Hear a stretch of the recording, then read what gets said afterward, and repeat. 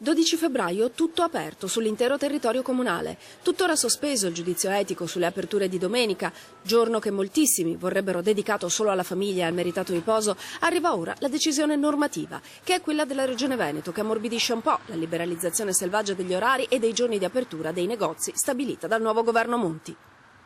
I negozi possono rimanere aperti ogni giorno dalle 7 alle 22, esclusa la domenica, e per le domeniche la Regione prevede 16 domeniche di apertura all'anno.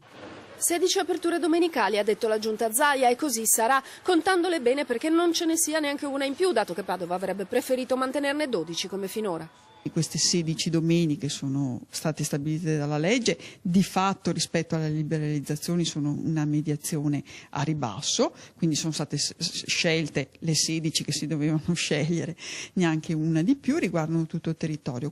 La prima sarà il 12 febbraio, mentre i mesi risparmiati da questa cadenza saranno aprile, che contiene la festività di Pasqua, e agosto, per non scombinare i periodi di ferie estive. Ma proprio la questione dell'informazione diventa centrale affinché il provvedimento sia efficace, ovvero far sapere a tutti i padovani, ma anche ai consumatori che possono venire da fuori comune, che la seconda domenica del mese possono trovare i negozi aperti, nella logica non tanto dello shopping quanto del turismo.